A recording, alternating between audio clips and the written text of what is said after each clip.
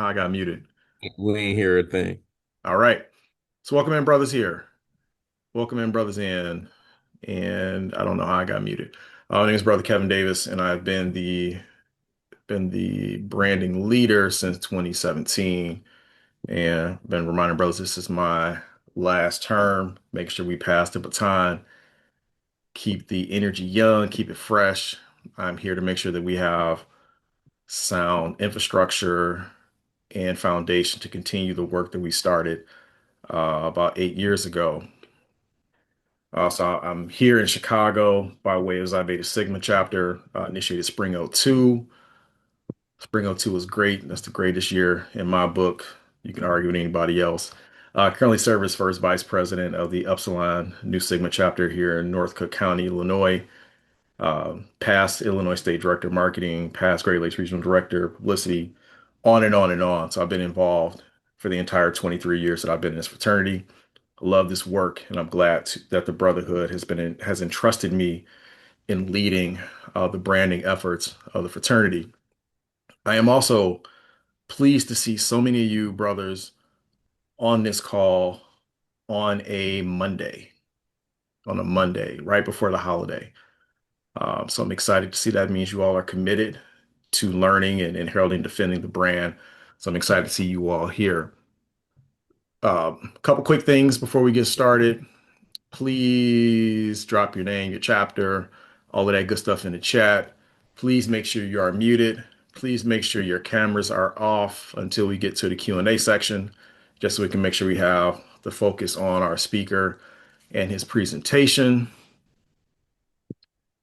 And just to set the stage for today, we started this work many, many years ago, and we've been in a constant state of evolution and iteration. And it's been a good thing. If you know anything about the fraternity, been paying attention over the past few years, we're not arguing about the same things. We're arguing about different things in a fraternity.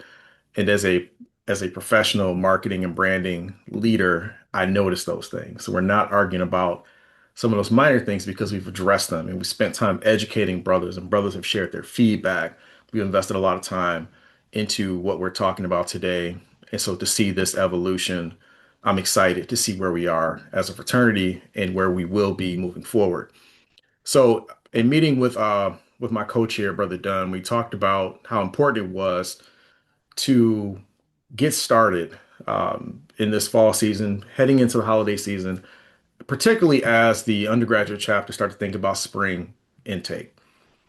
Also, alumni chapters thinking about it, but mostly spring because they have to catch them before they just check out for the holiday season and they don't come back. It's January. You look up and it's time to conduct intake. So we want to make sure that we schedule something else timely, focused primarily for the collegiate brothers, but everything is applicable to our alumni chapter. So we felt that this was super, super important. There's also going to be a number of communications that go out next month after Founders Day. We have new resources to share with the Brotherhood. We have a new brand guide. We have new templates. We have new graphics. These are all things that we're going to share after Founders Day. So we wanted to make sure we got through this training, get through Founders Day, and then we'll have some of those updates that we share out with the brothers, and then make sure that you have available as we lead up to the upcoming board meeting. So the last thing that I'll say before I hand it over is that all of this, when it comes to marketing and branding, the importance of it is just knowing better. We had a lot of arguments back in the day about what's what, and if you know me, I care about what's on paper. Like I'm gonna tell her yes, but like, why would you wait Oh, till? That's somebody, what I'm saying. Like they someone just needs to mute.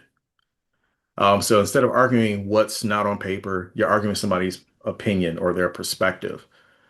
And so now we have it on paper. We have it all supported by the no. uniform system of sanctions. And so we're continuing and moving forward with that. So I'm going to turn this over. If you have questions, please drop them in the chat. I'll make sure that I communicate with Brother Dunn here. And again, brothers, I have you turn your cameras off and make sure that you are muted during this time. So without any further ado, I'm going to turn this over to the greatest co-chair ever. Just happens to be also out of the Great Lakes region, Brother Dr. Benjamin Dunn. I'll turn it over to you. And again, brothers, I'll be watching the chat if you have questions, and then I'll bubble those up to Brother Dunn if I feel it's applicable or it may make sense for him to answer. So I will yield to Brother Dunn. All right. Thank you, Brother Davis. Brother Davis is a cornerstone in our fraternity, especially around branding and all those great things that help move us forward visually and move us forward in the not just the D9 space, but the fraternity space in general. So, kudos to him for a lot of great work that he's put in. So for those that don't know me, and I recognize a lot of names in the chat, but for those that don't know me, my name is Dr. Benjamin Dunn. I am a higher education professional by trade. But I have a love for marketing, branding, all those great things that brought us here tonight. You can read some of my background there. I won't read it all there, but I've done a lot of great work in higher education. I've done a lot of great work in some marketing and branding spaces. And outside of that, I've also had the pleasure of serving within Phi Beta Sigma within several roles, past state director for Kentucky. I've been the Great Lakes Regional Director of Publicity on and off for I think like the last 5 or 6 years, give or take.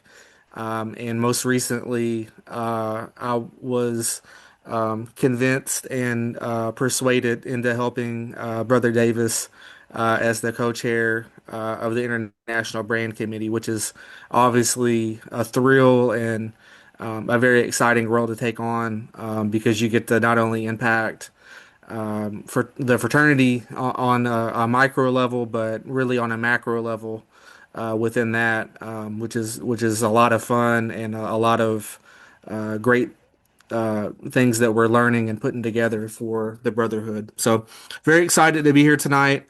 This presentation, of course, is called Brand the Yard. As Brother Davis mentioned, this is, I would say, probably 80% geared towards collegiates, but there's a lot of great things that you can pull out of it, even for graduate chapters. You just may have to scale it from a yard or a campus into a community, but a lot of the same principles apply. And so, if you're a collegiate, or I mean, if you're a graduate member on here, don't think that this isn't for you. This is obviously for you as well. But the language and the lexicon may be more geared towards collegiate. So just bear with us on that. But my hope is that you all will all get something out of it as it relates to branding, as it relates to making your chapter more recognizable, more approachable, and overall just a better and more effective chapter as we move forward, not just in 2026 in the spring, but moving forward in general. Uh, Want to also make a note that it says maximizing your chapter's brand for spring intake. That's very true. However, I think a lot of these things will help you maximize your fall intake probably even more than your spring because you'll have more time to implement it.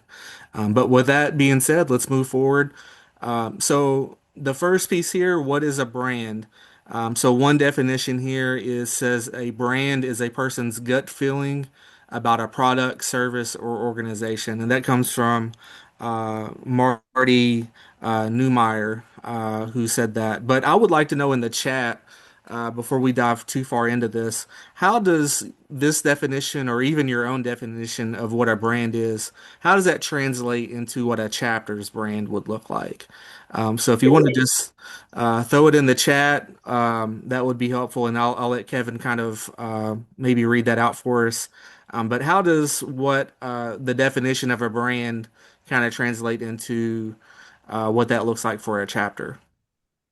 So far we have your brand is your look, feel, and expectation, both internal and external.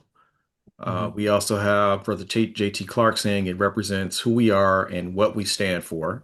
Hmm. Um, Brother John Barfield says consistent. Brother Nate Sessions said unique, tailored look. We have individual perspective. We have it shows what the chapter represents on campus and to the community. Your brand shows to your community what you stand for and internally, and it is your overall culture and vision. The brand is what makes others know who we are and what we value. That's a good one there. Yeah, that's awesome. Okay. All those things are true. Moving on a little bit further, a brand is no longer what we tell the consumer it is. It is what consumers tell each other it is. So, all those pieces that were in the chat, I think are very relevant, especially the internal versus external piece, the stakeholder piece, what others say we are, what others, maybe think about us from a peripheral standpoint. All those things are true. I really like this definition. Our brain is no longer what we tell each other it is. It's what consumers tell each other that it is. And so translate that, it's not what we tell the community that we are. We are a service-based organization. We're a community service organization. We're a non-hazing organization. We're a brotherhood of uh, community action men and it's not what we tell them it is necessarily. It's more about what they see us as and what they tell us as. And not all the times that's not always, correct. A lot of that is very subjective to the perspective of the student or the stakeholder, right? So you may have a first generation student that only knows about Greek life from what they've seen, maybe on a TV show, from a very peripheral standpoint, right? They may not know anything about us. They may not know that we even exist on a campus, right? So for them, they may not know what our brand is other than what they've heard or what they've seen. That doesn't take away from what the brand is, that doesn't necessarily equate to what we want it to be, but you have to take that student's perspective into account, right? You have to think about it from their shoes and their lens.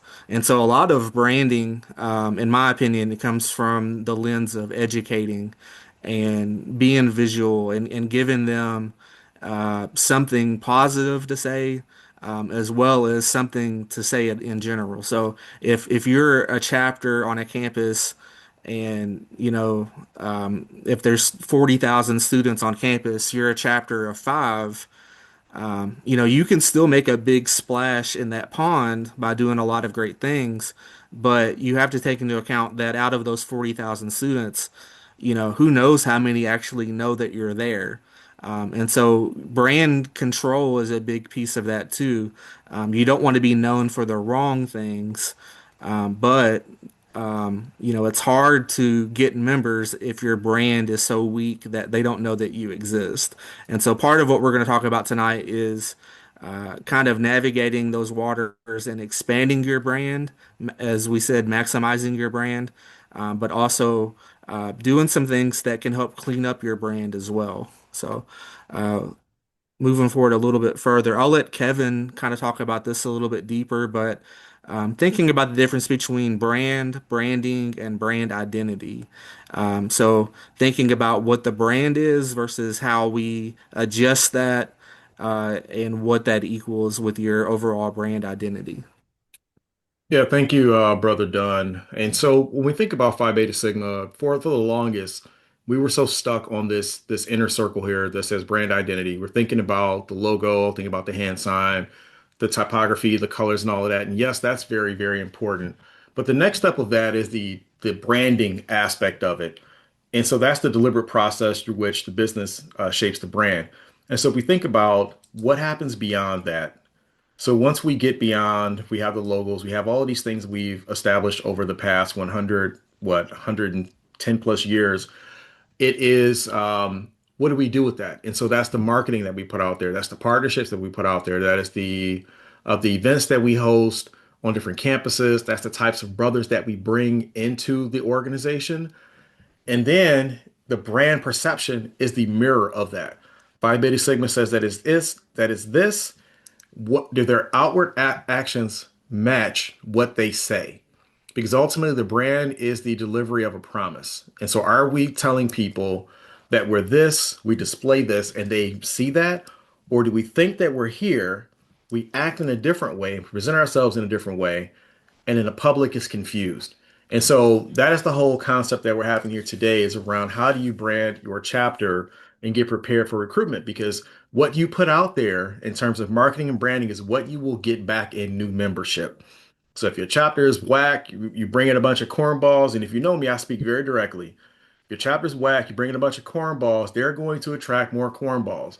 If the chapter only puts out, the chapter only focuses on stepping and strolling, and there's not a balance between academics and then also community service, that's more for what you're going to get into it. And so that's when we get into this middle branding section of the deliberate process, so that we can shape our brand. And so the brand identity part we have is the branding aspect where we have to spend more time to make sure that there's a consistent output of what we're putting out there and it matches the expectation of what we think the public should see about our brand as an organization. So it's very, very important to be consistent and strategic with what you do. Mhm. Very well said. So thinking about what the outer public may know about us, and assuming they may not know anything about us, if they were to just Google Phi Beta Sigma, and this is a few months old, I'll give you that. But you can see the first thing that came up was hazing. You look at the Penn State situation, you look at um, several other organizations that may influence this as well. The first thing that pops up is the top stories around hazing. And again, we're larger than that. We do a lot of great work. We're working really, really hard right now to control the narrative of what we are and who we are and how we bring members in safely. And we're doing a lot of great work on an international scale to really defeat that narrative and control that narrative and really change the practices in which our chapters are doing. And we're doing a lot of great work to change that hazing culture that maybe was in the past, right? But still, you can't control everything, and it just takes one organization or one chapter that can really change the game in what our overall brand is. And so I put this in there to say, if you're a chapter, and we don't need to do story time or anything like that, but if you're a chapter that still holds on to some of those uh, destructive patterns of tradition. I've just put this out there to think about how quickly the brand can be diminished, not only on your chapter, but how that affects other chapters and other organizations and the larger scale of things. And this isn't a hazing prevention presentation tonight by any means, but if you're going to talk about the brand of the organization, you have to talk about the good, the bad, and the ugly. And unfortunately, when you're thinking about a Greek letter organization, this is one of the first things that pops up on not just students' minds, but faculty, staff, and most importantly, in some ways, parents' minds. If they're going to pay 12, 13, $1,400 for their son to join an organization, you got to think about it in their shoes. And as a new father myself, I'm not letting my daughter join something where she can get beat up. That's not realistic. So just putting that apple in there for you to think about how that affects the brand overall. But you can do so many great things, and then one thing like that, and it doesn't even have to be anything super, super serious. It can be an allegation that can ruin a good brand on a campus. So some other pieces here. Before we start to rebrand ourselves as a chapter, one of the first things that's important to do is that you evaluate your current chapter's brand. So really thinking about what are some things that we do really well as a chapter. That could be academically, that could be service oriented, that could be telling the story of the chapter really well. Some chapters do an excellent job of recapping their events. What are the things that we do really, really well? What are some things that we could do better at? Maybe we are the chapter on campus that throws the best parties or the best events. We have the best strolling on campus. We have the best stepping on campus. We have, the best tailgate, whatever that case is. But what are the things that we could improve? Maybe we don't have the best GPA. Maybe we don't have the best social media. Maybe we don't have the best internal relationships with each other. Maybe there's brothers that have had beef with each other over the last couple years, and it's really turned ugly.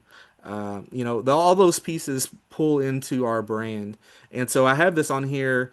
You have to determine how your brand can improve before you invite others into your house.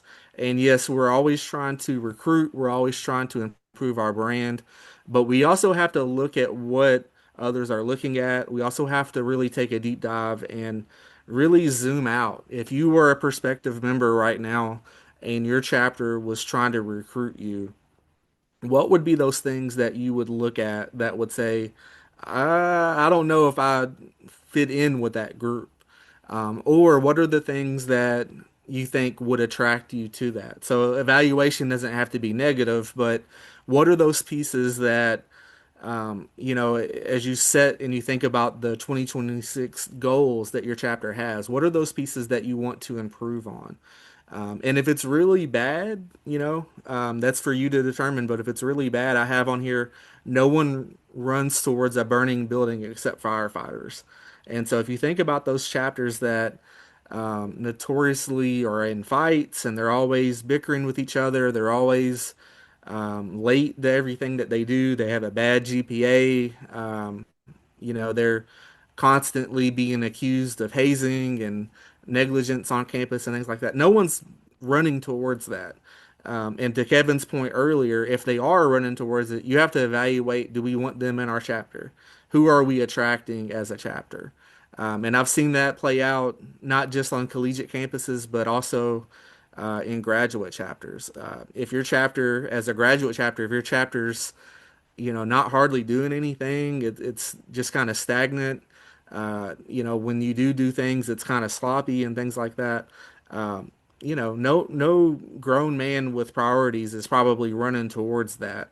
And especially when you think about the money that it costs to join. So just doing some self-evaluation, I think, is a great place to start. And again, you don't have to be in the red or a negative chapter to evaluate it. The best chapters out there evaluate and do assessment and provide feedback for one another, and that's how you continue to grow within the organization and just in organizational leadership in general. That's how you continue to move the mark.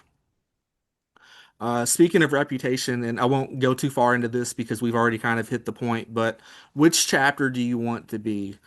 This summer, while we were at Conclave, I thought it was a really, really, really interesting time. And one of those pieces that stood out to me was literally I was working with one of my clients who happened to be in town, who is also working with Southern University.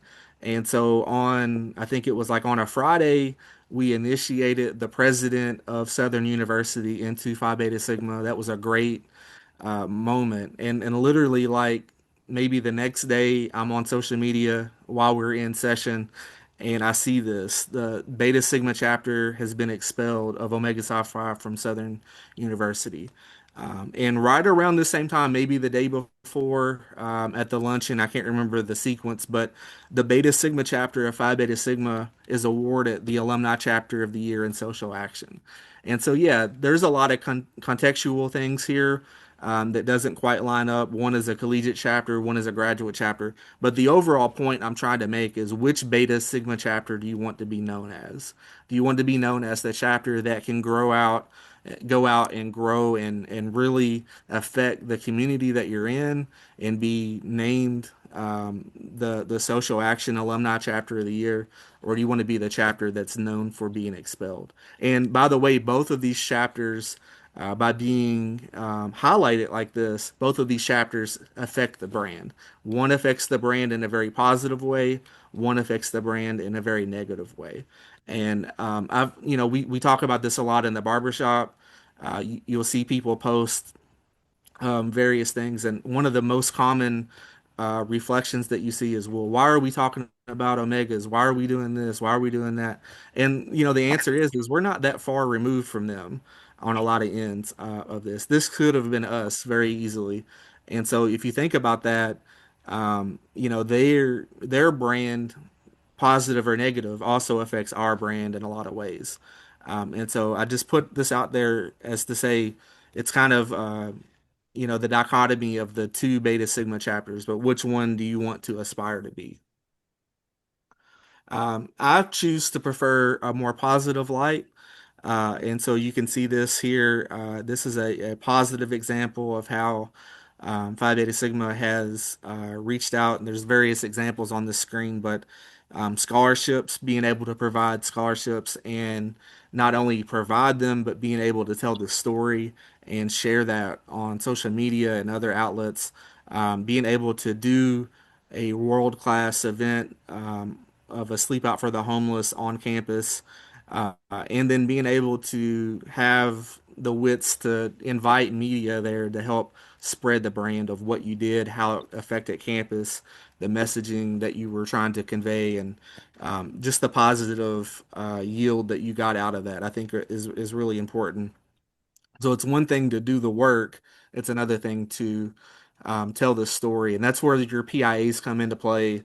That's where it's important to do PIAs, but also be creative enough to write up something about it so that you can get it published either on social media or on various news outlets or even in the Crescent and other outlets that we have internal to the organization. As you're thinking about recruitment, as you're thinking about expanding the brand, one practice that I always share with not just collegiates but with others is to think about creating a wish list of potential new members. And so it's one thing to say we hope we have a line, and that's a very common thing. Sometimes at meetings and things like that, I'll ask them, how's intake looking for the next semester? And one of the most common phrases they'll say is, well, we hope we have a line. We'll see kind of attitude. And that's a very passive way to think about it. And a more, probably a better way of thinking about it is to say we are targeting X amount of guys. And I put 10 guys there. That's maybe ambitious for some chapters. But, we're targeting 5 guys, we're targeting 6 guys. The answer is not always more. A lot of times the answer is quality over quantity, but it's a much more strategic approach to say we are targeting X amount of people versus we hope. If you hope, you may not get very far. So thinking about that, who can positively impact your brand is the best way of thinking about it. So who can bring positive energy, who has academic excellence, who has social appeal and is popular on campus, maybe is a good way to think about it. Who already has leadership skills.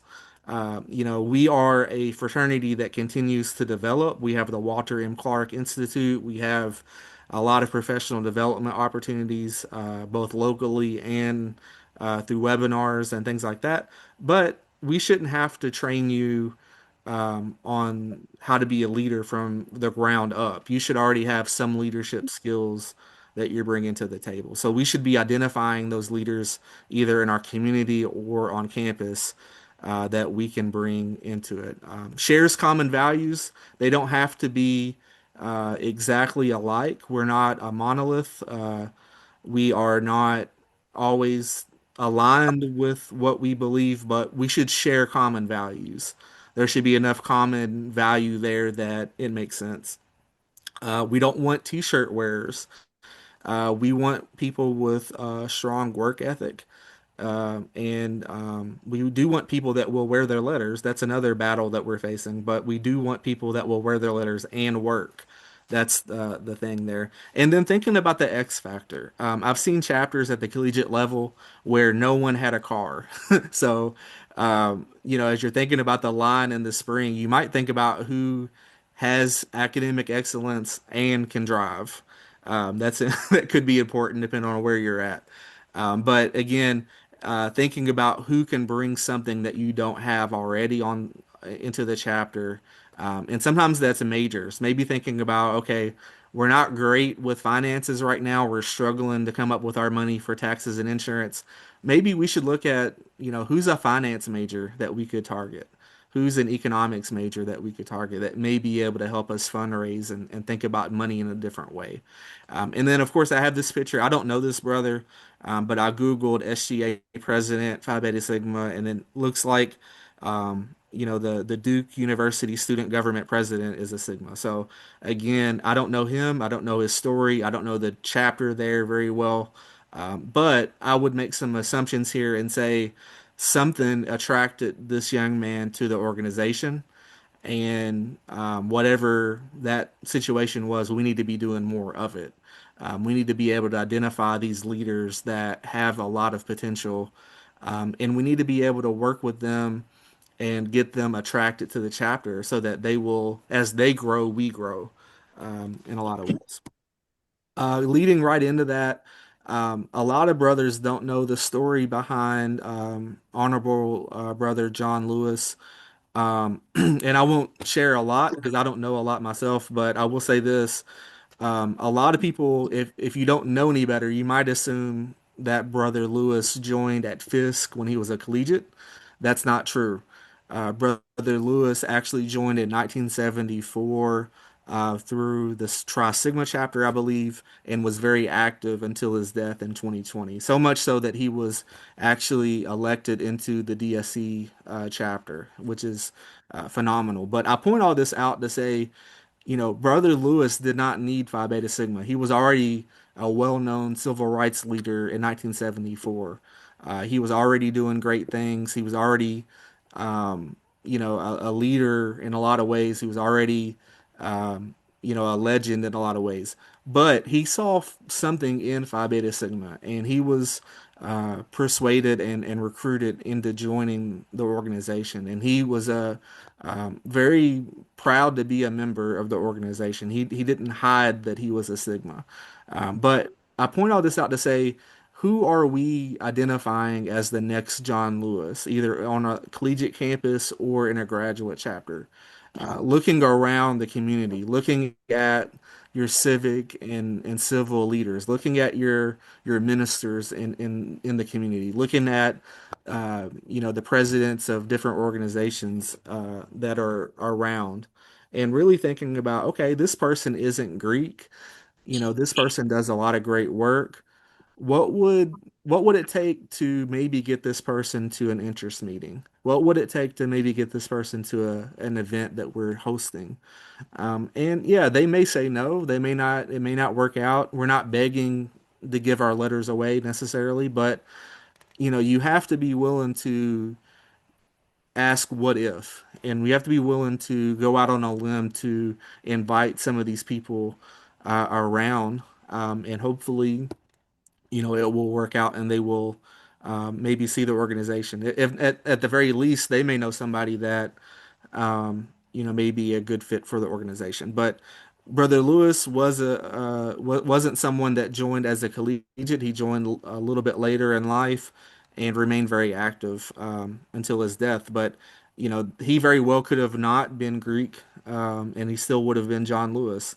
But the fact that we were able to kind of attract him to the fold, not only, I don't think it benefited him as much as it benefited us. We love John Lewis, but just this dynamic of like who else is out there, you know what I mean? So I think that's a great lesson in recruitment. I think to expand our brand, we have to find alignment within the national and regional brand standards. And we have a link that I'll have in the chat soon. But we have a national brand standard that is out there. We don't hide it. It's on the main website that not just chapters can utilize, but even our stakeholders that aren't Greek can look at. But thinking about what this looks like, and again, the wolf is something that is kind of a taboo subject. We can talk a lot about that, why it's not appropriate, and why it's not part of our brand. But the fact is it's not part of our brand. If there's ways in which you can try to change that if you were passionate enough to do it. But as it stands, it's not part of our brand. And not only that, the other points here that I point out is, what is representing our organization and what is the overall brand that we're trying to convey. If you look to the left, the Theta Rho interest meeting, that is a great representation. You have a person in a suit, you have a really well legible flyer, you have details about where to go, what you should wear. It's just really laid out in a very well professional way. If you look on the right, I don't really know what's going on. It's Sigma Week, but Sigma what? Phi Beta Sigma, Sigma Nu. It's hard to tell what's really going on, other than you see one wolf howling at the moon. You don't really know, is this a fraternity of one? Is this an organization? Like, what's really going on? In the middle, I'm not a big fan of Walk Like a Sigma for other reasons. I'm not a big fan of the Sigma Walk in general, but that's my opinion. But aside from that, I'm not a big fan of other people doing what is known to us. And so that's my opinion. You don't have to agree with it, but if we have something that is personal to us, I'm not a fan of other people emulating that. But other than that, again, you have the wolf on there. And I just don't think that's the best way to represent the organization. Next, we have the apparel guidelines that are within the brand standards. Again, this is on the website. This is easy for you to access.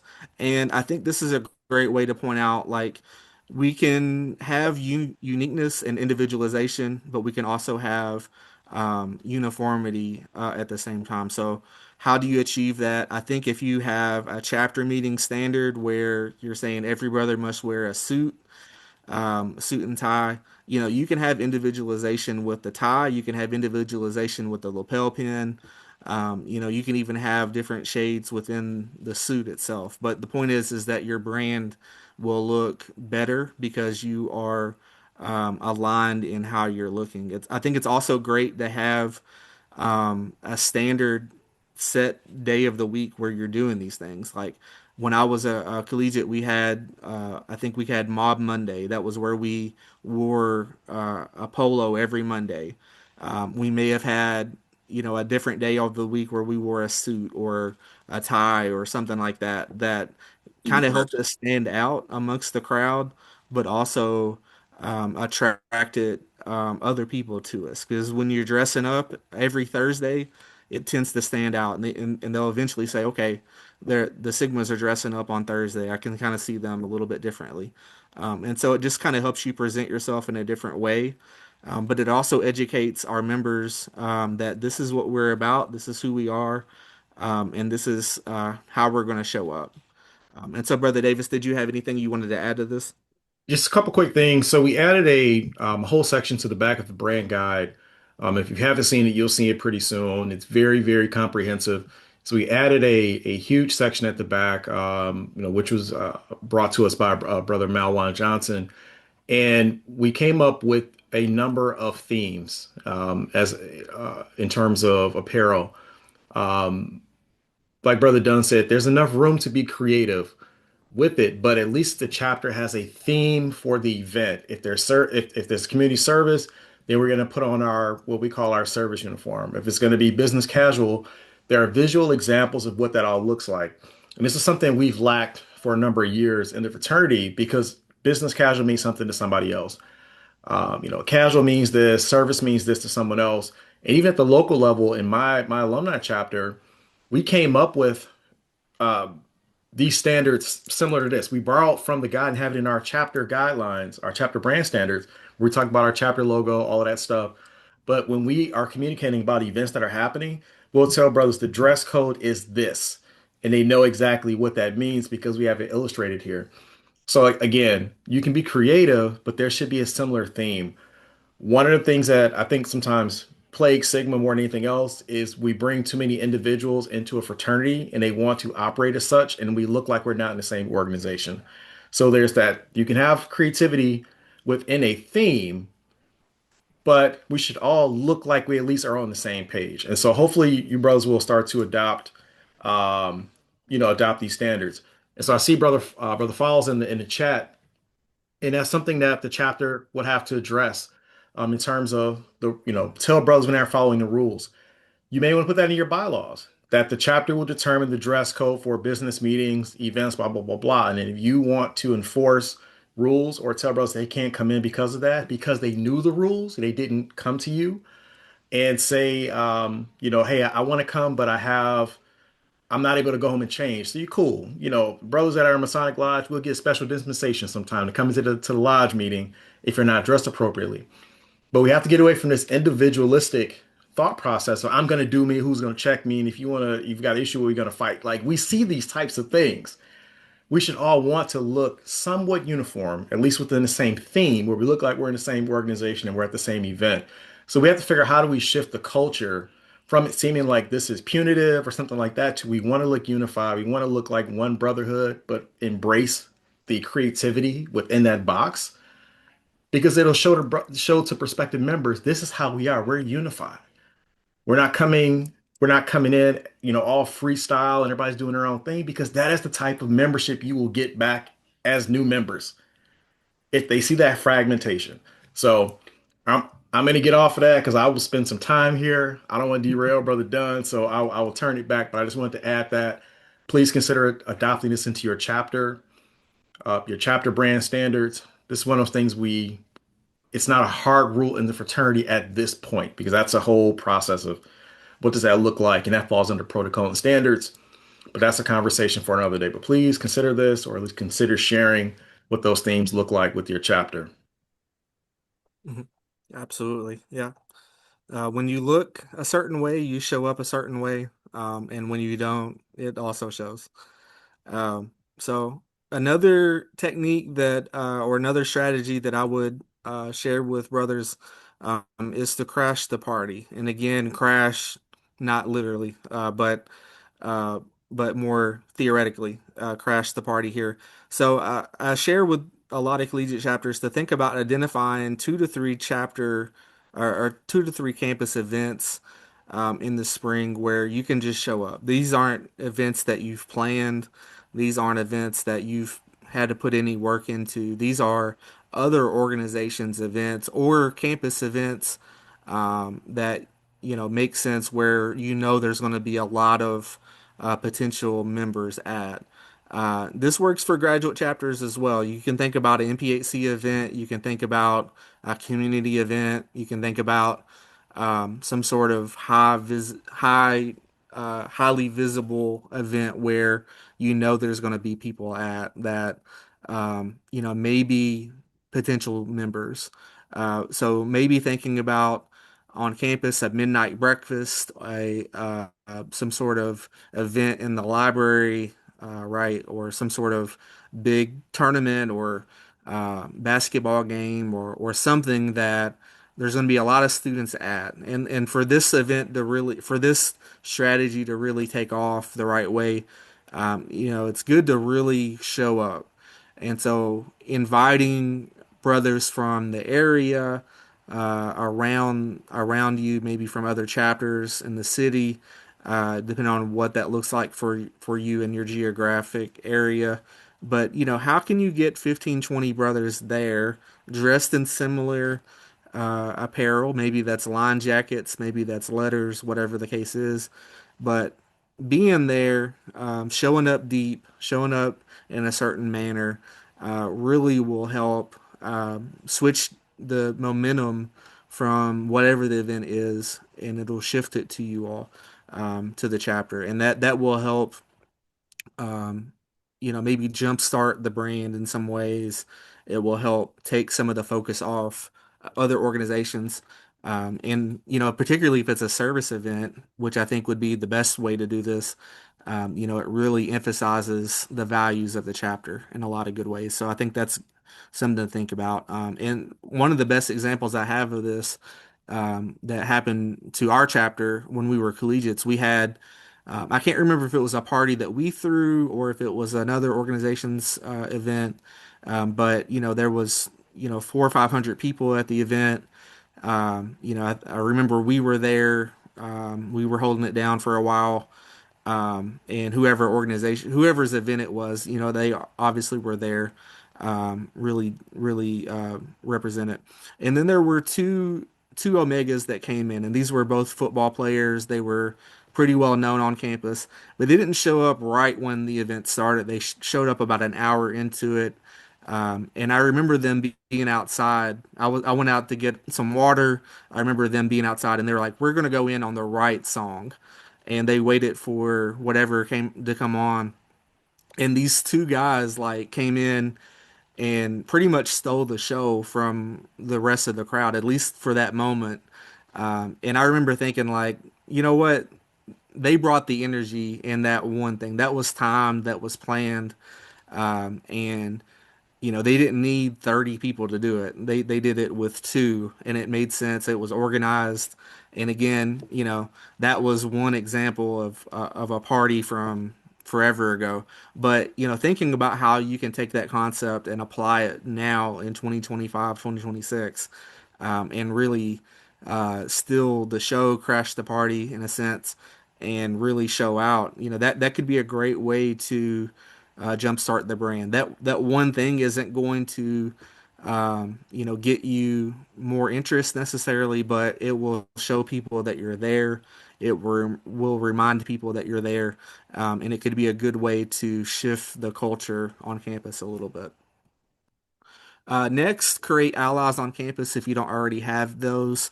Identifying faculty and staff that will help funnel potential new members to your organization. So there's a number of people on every campus.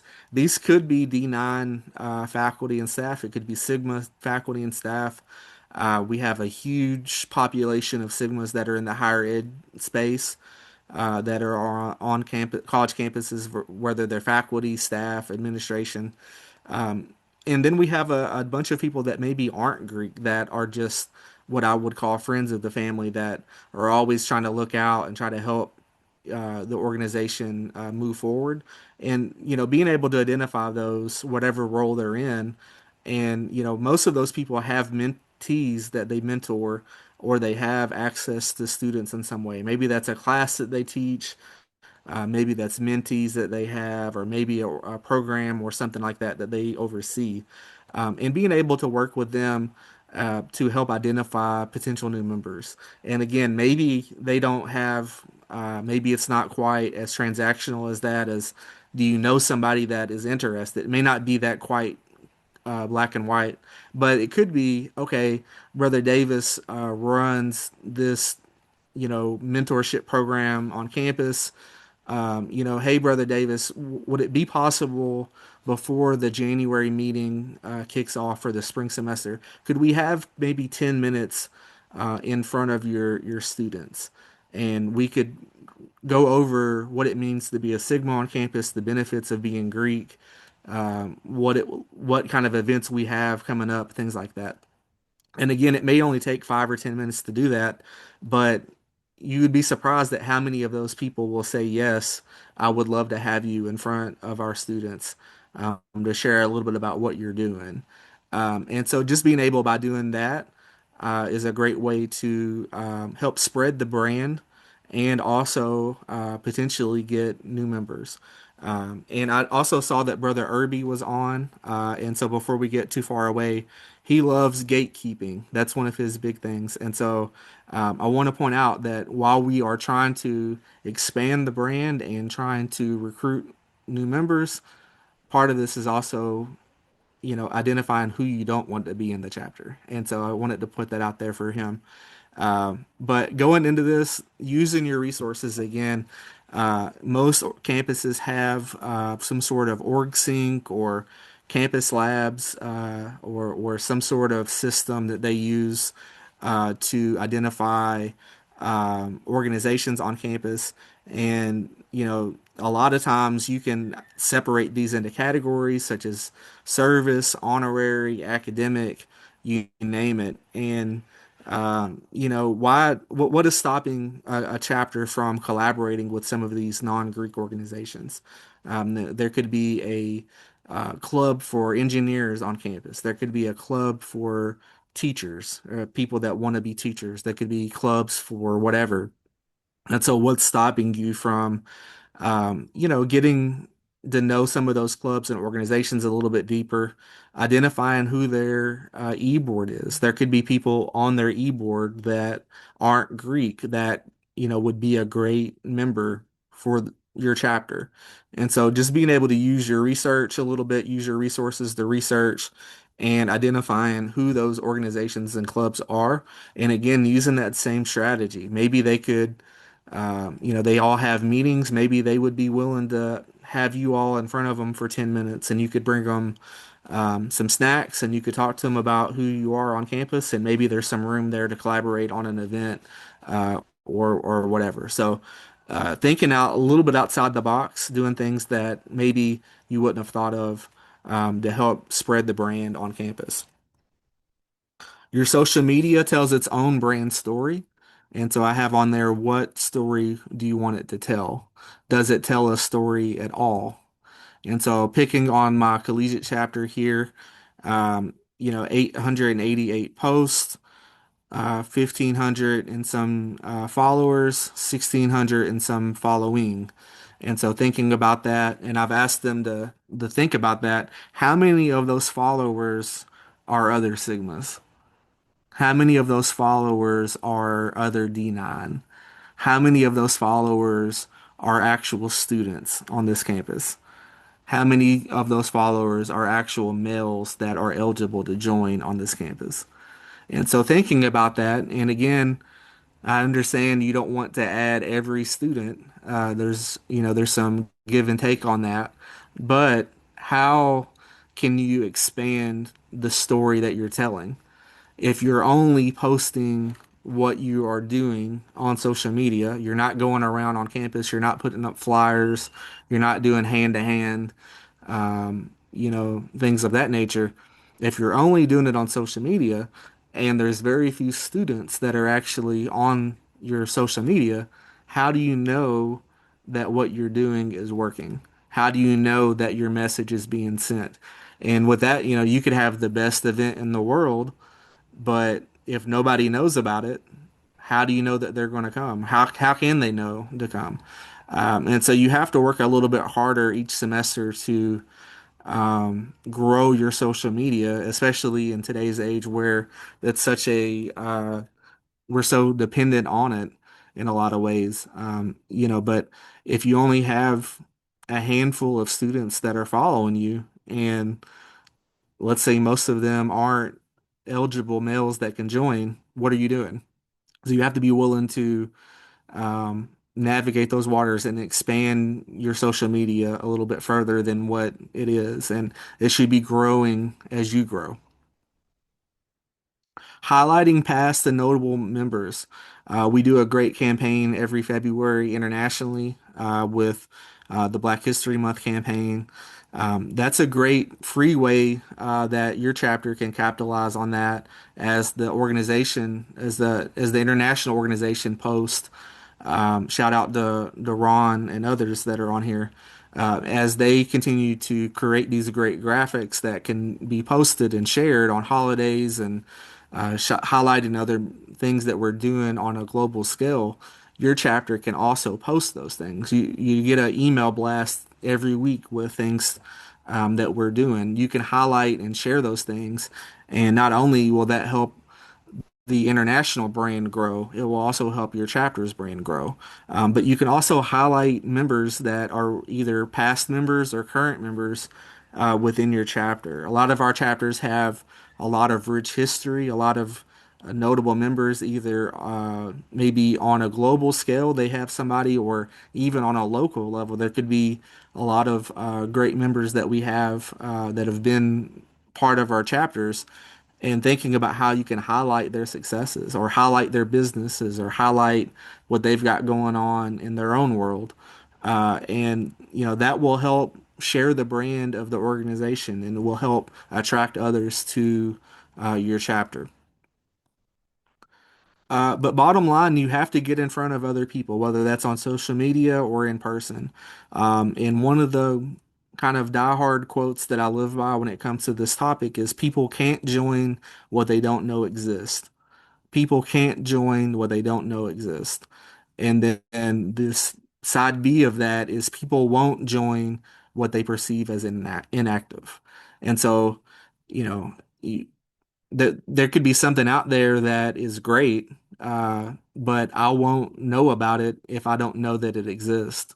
I won't know that it's something for me if I think that it's inactive or it doesn't exist. So you have to think about those things, and it's a constant battle. One of the pieces of that when I was a collegiate president. And I was pretty furious about it, but we were in a meeting with a lot of the IFC presidents, and one of them said, "Oh, are you all new on campus?" And I was like, "No, we've been here since the 70s." "Oh, I've never seen you all before." It was an insult, but it wasn't really an insult. They didn't know. They're in their own world. They don't, those waters don't mix as much as they should. But the point was well taken. We're not visible enough to for others to even know that we're here. And every year on collegiate campuses, you always see members that, or you always see potential members that probably would have made a good Sigma man, but they've went off and joined another organization. And it's not because they said no to us. It's more so because they didn't know that we exist. And yeah, shame on them for not doing enough research, but also somebody else got to them first and was more attractive at that moment. So, you can't save everybody, you can't get everybody, but at the same time, if you have a strategy to be more visible, you'll often win more battles than lose with that. Benchmarking the best is another great strategy, and I highlighted a couple chapters here that I continually to look at on social media. But these are the chapters that I see personally that are killing it on a brand level.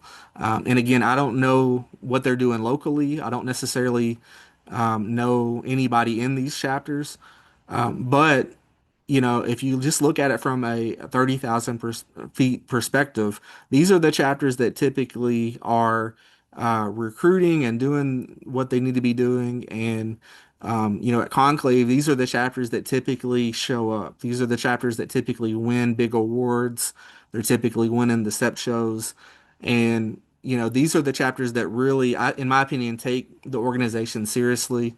And they also have great mentorships. They also have great people around them that's pushing them. But these are chapters that have a tradition of excellence that are doing what they need to be doing. And there's more. These are the only ones. But if I'm a chapter and I'm thinking about how to grow in 2026, these are the chapters that I'm looking at to say, what are they doing that's working? And I might even get on the phone with them or get on a Zoom with them to really see, okay, how did you all navigate this type of obstacle? Or how are you navigating this? Or how are you doing that? And really thinking about how you continue to grow as they've grown. And of course, these chapters are very old in tradition, of course, so they've had plenty of time to maybe sharpen that tool, but they've found a way to stay relevant in 2025, 2026. And so I think it's always important to benchmark what best practices are and really understand um, where what is good, how is good enough, and how do you get there in a lot of ways. Brother Dunn. Sure. Before we go to the case study, I do want to pause and see if there are any brothers that have some questions. I see a lot of good things in the chat. In here, a lot of good points. So please make sure y'all are scrolling through the chat. There's a lot of good sage advice and just perspective there. But if there are some brothers who have some questions for Brother Dunn, please, we'll make some time, take a few minutes. You can unmute yourself, ask your question to Brother Dunn and myself if I need to chime in. Brother Green.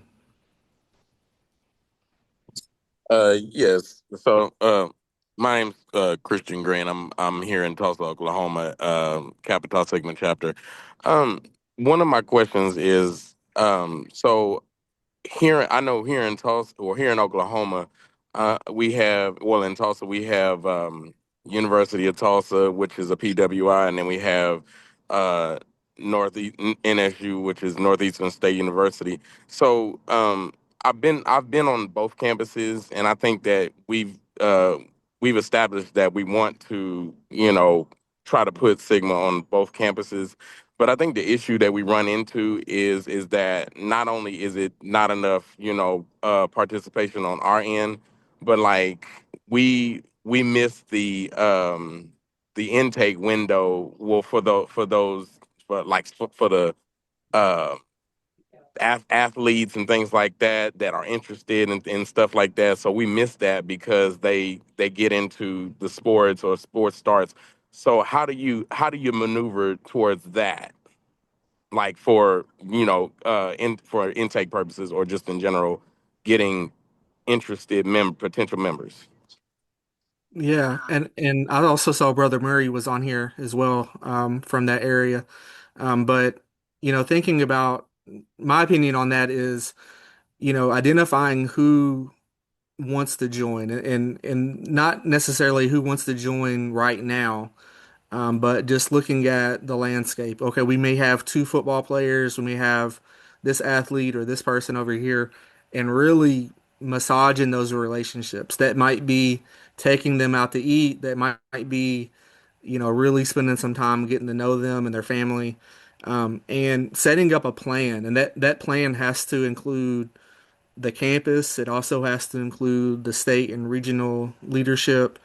And what I've noticed, at least from being a past state director, if you have a plan and it makes sense for all those stakeholders, you can accomplish some things. Like you can, that might mean doing a special intake window, or whatever that works for their schedule. But I don't think any of that can happen without having those students on board and having the campus on board. But a lot of times, it starts with just building those relationships, and it may just start with one or two of those guys. It may not be a full chapter rollout of like seven or whatever the case is. So it may start with one or two coming through the grad chapter, and then building that brand from there. But, it has to start somewhere if it's going to work. That's my opinion on it. But Brother Davis or anybody else have any insight?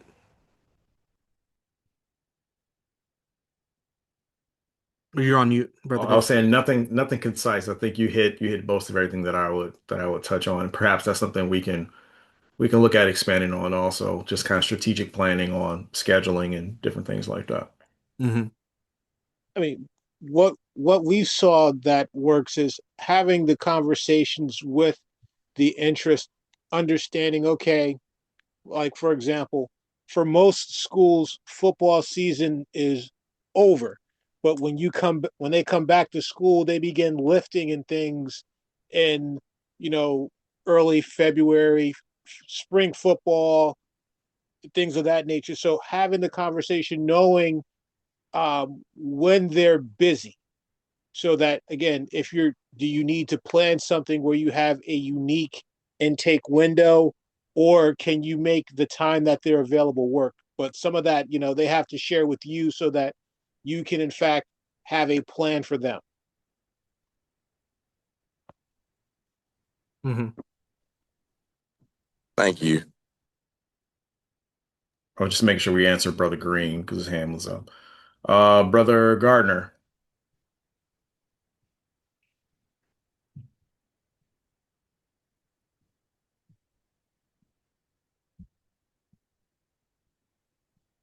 All right, Brother Johnson. Good evening, brothers. So my question was regarding staying consistent with like interacting with people you want to bring into the fold. Like more so, like for an example, let's say I do plan on bringing someone in from the football team, and I know like their football season is over, so they do have somewhat free time to to search the market and look for something that may interest them. So although it can be difficult to like gather interest, especially that are athletes or just student leaders in general on campus. How do you stay persistent with them and maintaining the the brand that you've upheld within the chapter. Like for example, if our brand per se is being committed to service, and a lot of our recaps consist of doing service on and off campus, giving back to the needy and such things. And we do try to invite interest to come to service events, but that aspect of the fraternity isn't what interests them, like completely, or that isn't what drives them to come towards the fraternity. How exactly do you stay persistent with interests like that? You want to start? Take that one, Ben. Yeah, I'll start. It sounds like there could be um, there could be maybe a contrast to what the brand is for the chapter versus what the football player maybe wants it to be or knows it to be. Um, and I think the first thing that would come to mind is we don't have to live in just like a one dimension of it, right? So like our brand as an organization is a many different things to many different people.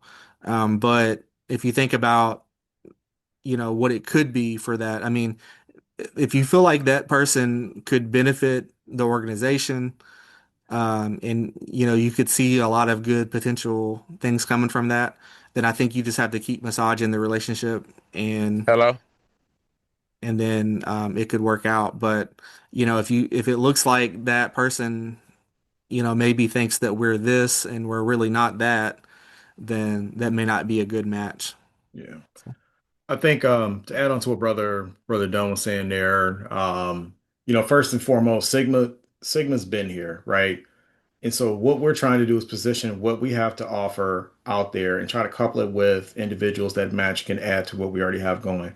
And so we don't want to get into a position where the scale is going too far to benefit them, meaning they get way more out of it than we do, where we're compromising, we're compensating and doing all sorts of things for people.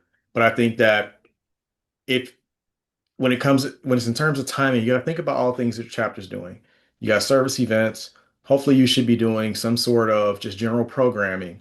So that means you have some events. So you're sharing service opportunities. You're sharing photos from events. You're sharing opportunities for study sessions, whatever y'all have going. You should have a well-rounded calendar of events so that if that person or those people can't hit all those different things, there's always something happening. And so if it doesn't fit them, they're going to be doing service the entire time. We've had way too many brothers that we brought into the organization that have zero interest in serving, and that's what we do. And we have to figure out, is that what we continue? So if we bring in people who don't have the same interest in terms of, service and academics and all that kind of stuff, remember that's who they're going to bring into the organization. All it takes is one intake class to shift the entire dynamic of an entire chapter by moving away from what matters most. And so, thinking about brotherhood, scholarship, and service, do they check those boxes there?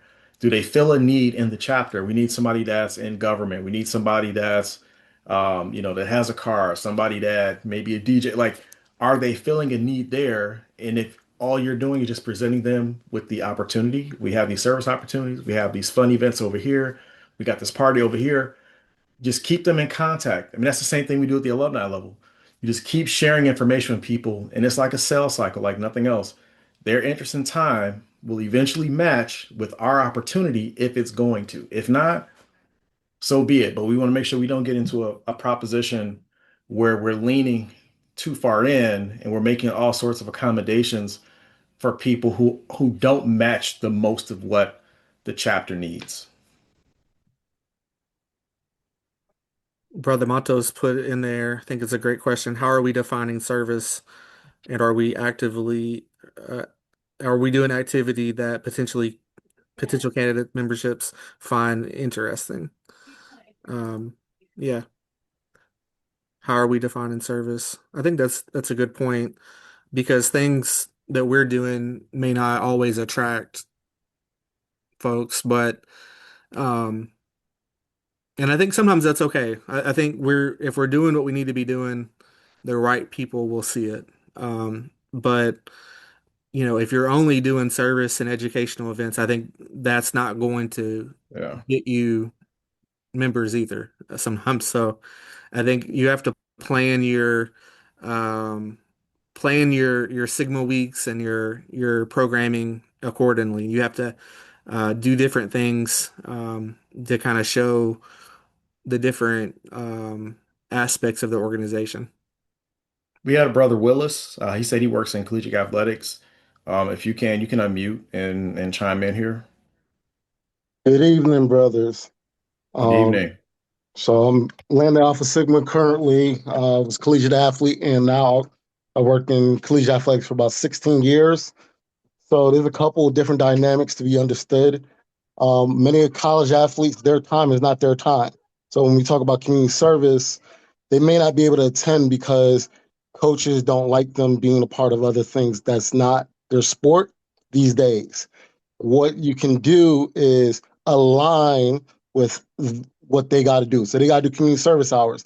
Hey, what community service are you guys doing? Let's tag in, right? That's an organization that you can team up with that now they can see Sigma's doing the service with them. Invite those brothers to come do other events. A good thing you can do is just do a brotherhood tonight.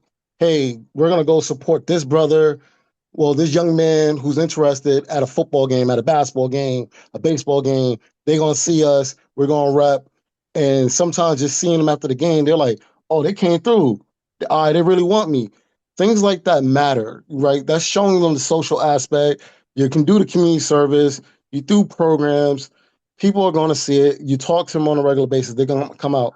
When I was an undergrad, we had a lot of athletes join a lot of great organizations, Q, Sigma Kappa, all of it. And all it was just making it what it was. Brothers just came out and socialized, have fun. So they are still students, but you got to be aware their time is not their time. So when you may have a commitment that you want to go do, they may not be able to make it. It's not that they don't want to come, they're just not obligated to be in there in that moment. So at Howard, they crossed a young man who was on the basketball team. He's a great Sigma brother, but they made sure to keep him involved in all aspects that he can make it. He can make it to all community service. He made it to programs. When it's summertime, come out to the community service. So you got to be creative in what you do when you're trying to get these athletic brothers because their time is very, Yeah. very crunched. And NIL, we got other things we got to deal with. Yeah. So it looks like thank you for that, brother. That's important information that we need to consider. Looks like brother Dunn got booted, but I think he just came back in.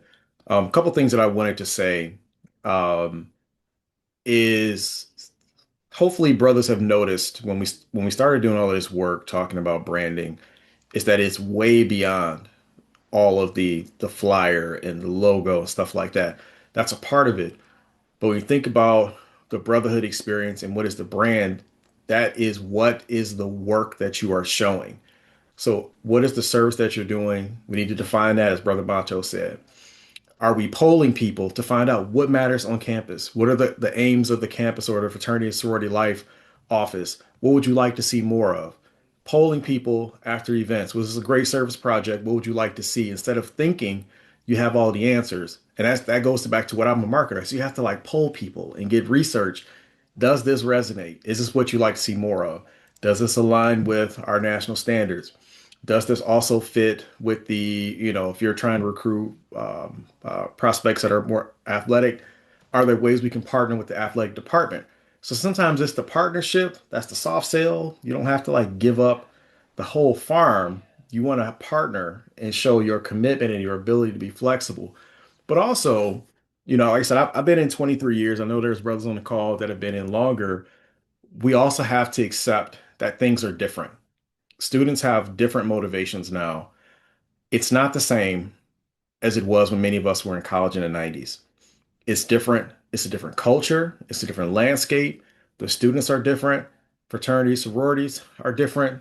The current generation, they look at fraternities, sororities differently than we did.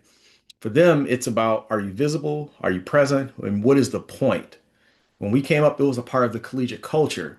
And so we have to spend more time talking to our collegiate brothers or just students in general, like, what do you all care about? Many times I see our conversations and they are so heavily weighted based on our experiences in college, 25, 30 years ago, just because that was our experience and it's different. We have to talk about service. What does that mean? Does that resonate with the collegiate age generation? Um, are the events on point to what they care about? Are we marketing the way that they care about? The proposition shifted from the D9 just telling you what the culture was. Now we have to be reactive. We used to just tell you this is what it is. If you want to be here, if you want to join, you got to find us out. It's different now. And the way that it shifted is you have to listen. It's the same, we're a brand, just like everything else. You think about all of the current generation, collegiate age generation, when they talk about brands, they only support brands that align with their interests. They don't care about legacy anymore. And we're no different because we take up their time, we take up their money. They want to see a return. And they're like, well, I can get these same benefits in my friend circle. I can get these same benefits over here in my dorm. We have to change it up. I'll never forget. I was working at University of Illinois at Chicago. I was one of the faculty members on the board for Greek life, and it was a D9 event. And we're at a school with 30,000 students, and I think there may have been like maybe 6% of the students were Black. And they had an active NPHC chapter, which across, a school of 30,000 students, the NPHC chapter only had 9 members, and 6 of them went to Chicago State. They were citywide chapters then. So you only have 3 people in the yard for the D9, and we're in the Meet the Greeks. And this young woman got up and said, "How are we supposed to find out about your events? We don't see you on campus. We don't see you setting up tables in the student center. We don't know." And she said, "Well, it's just like a relationship or a job. You got to seek it out."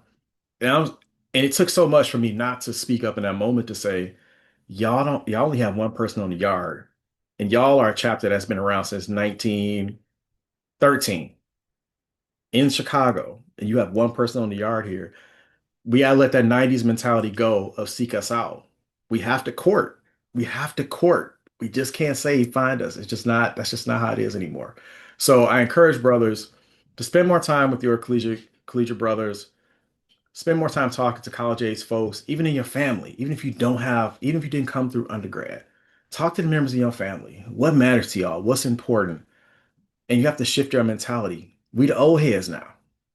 We the old heads now. You get 10, 15 years in, we the old heads. And we might have had a banging chapter, but that's gone. We gotta let that go. That doesn't resonate with the current students. And that has always been the lifeblood of fraternity, but we have to shift our perspective. And that becomes that branding piece where it's not just the logo, it's not just what we wear, but what is the brotherhood experience? What is the brand of that? And then the dividend of that also is retention. If we spend time focusing on the way we treat each other, the way we run our meetings, the way we host our programs, the way we market our programs, the way we market our service, all of that, that's how you retain the brothers you have.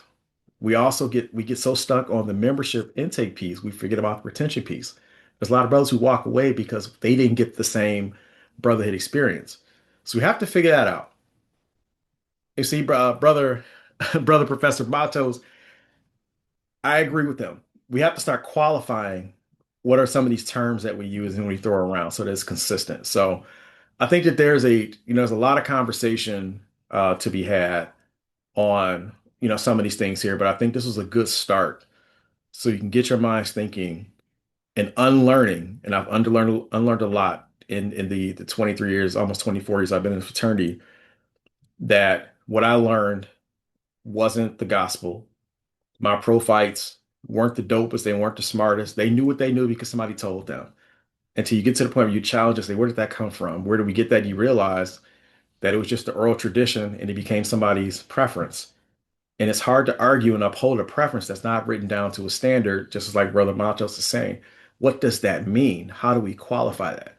And so we have to start doing that. And that's been what this committee has been working on beyond just the logos and things like that. But how do we document and make things repeatable and sustainable? So hopefully you all took something good away from this. A lot of good questions, a lot of good things in the chat here, but we have to unlearn and realize just like I'm 46. To me, the 90s was the best era for basketball. I'm not going to argue that with anybody else because that's relative to your perspective. I can't argue your perspective, but I have to realize the game is different. Not to throw away what I think, but I have to realize the current group has a different perspective. I have to listen and understand that. So